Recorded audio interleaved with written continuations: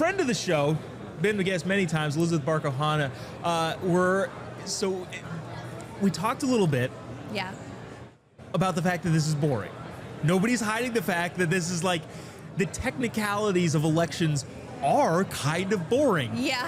And they're necessary. Yeah. because people who win get to do things, and those things might be good or bad depending on who that person is. With the midterms coming up, you said they were talking about the major chasing that they're going to do for ballots downstairs. Yeah. What do you do? What are the technical elements to actually winning races? Because you can all talk about conservative ideology, which is great, but at a certain point, it's got to come to a head. How do you solve that problem? Okay, so there were a couple of really interesting data points that they gave at the Super Chase breakout session earlier. The first is that 93% of Americans do not think about politics every single day. So the people here at this conference... What kind of lives do those people have? I just, like... What do they think about? I recognize, I work in this field. We do this as a living. But even before that, I knew something that was going on every day. Anyways, 93% of Americans are retarded. Everybody here, we fall into only 7% of the country. So we have to get out of our mindset and be able to connect to people who are very disengaged and low information, and they get a ballot with they know like the headliners that they're going to expect on their ballot. Especially in California, we have like so many local races, and they're nonpartisan.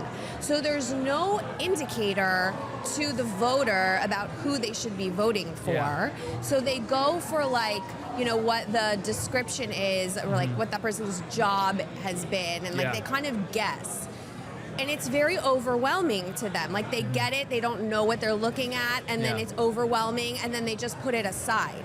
Even if they intended to vote, it's like they need help.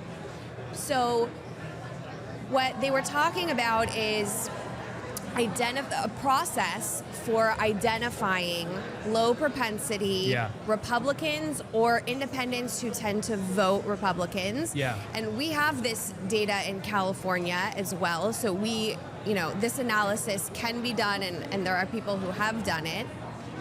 And you basically identify the areas where there are a large number of these people, and then you assign a paid person to go and form a relationship with that person, be a normal human being, somebody who lives locally to that area, so you're not some carpetbagger from outside that they don't know. And there's a process to it, and it starts now. Everybody's we just came off an election, and all of us, it doesn't end. I know. Do you think it should? This is totally separate from what we're talking about, but do you think, in some countries, you have a time limit? The campaign doesn't start till now. It's very difficult to decide what's a campaign and what's just an appearance and what is. So, I don't know. Should we condense it? Because it is gotten a lot. In California, because we are such a huge state, and there is so much groundwork to be done, even people who declare late, it's still a long time. For example, Rick Caruso running for mayor, one of his biggest, he spent over $100 million, but one of the biggest criticisms was that he declared too late, and it wasn't enough time to lay all this necessary groundwork for your campaign. And so, yes and no. We feel like we're on a hamster wheel because every 2 years, we're electing new people, but.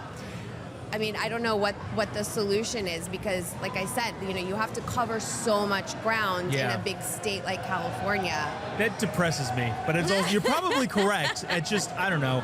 It is to an extent, I like talking about culture and policy and all that sort of stuff, and it's hard to do when there's always an impending election, and it just seems difficult, but I don't know. Yeah.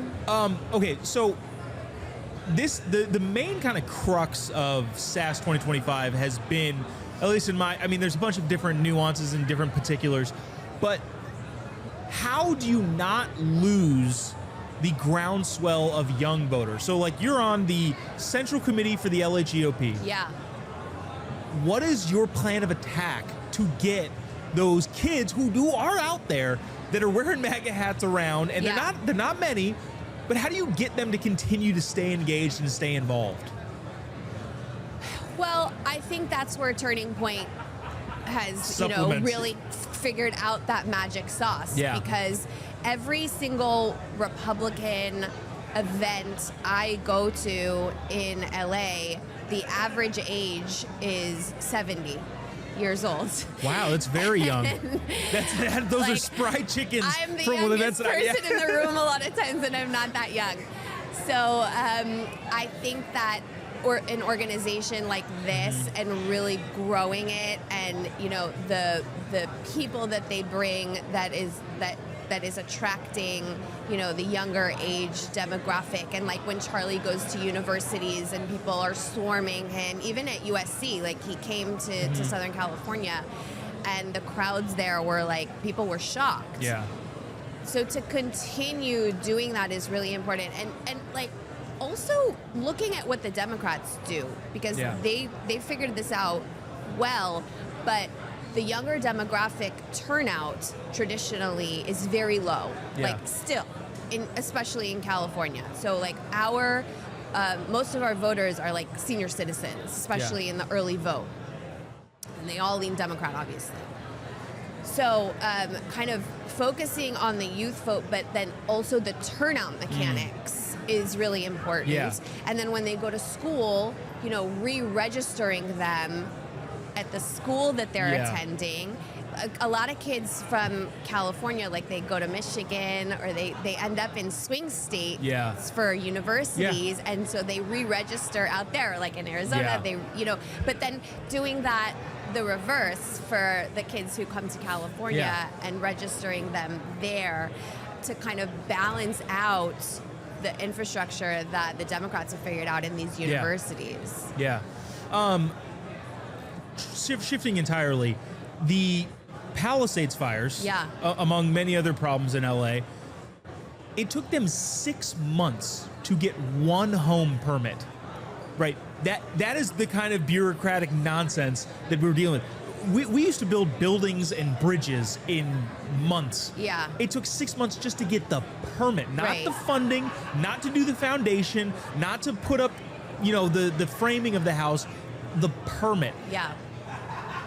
Do you think that's the catalyst for people to recognize, these guys suck? I hope so. I think for some people, yes. Like the fires were just, even when the fires just happened, before the rebuilding process started, but when the fires happened and you could see the incompetence in terms of just dealing with the fire and the emergency preparedness and the evacuations, in Altadena as well, like in the eastern part of the county, because there were 2 fires burning at the same time. The lack of funding and the cutting of the budgets and stuff like that, that really did wake a lot of people up. The dynamic in the Palisades right now is we want to hold on to those voters and keep their registration in the Palisades, because there's 2 things happening at once. Interesting. One is that those voters now may become a Republican propensity voter. Yeah. The second thing is we have local races in LA City. So Palisades is part of LA City. Mayor, Karen Bass is up for re-election. And Tracy Park, the city councilman for that district. She's a moderate Democrat who, for the most part, on these issues like public safety in particular and homelessness and like a lot of issues that are really plaguing the city of LA, she's on the right side of those issues, and she's being challenged by a Democratic socialist. Jeez. So if those voters leave the Palisades, that's going to have a lot of ramifications. So there is an effort by both sides, Republican and Democrat, to keep those voters registered to their homes in the Palisades, and then you can send your ballot if you've moved, if you're out of your house, you can send your ballot to a different address. Yeah. Wow. Elizabeth Barcohana, Elizabeth from California. Yes, Elizabeth from California on Instagram. Thank you, Jobob. Appreciate you taking the time. Great to see you. Thank you.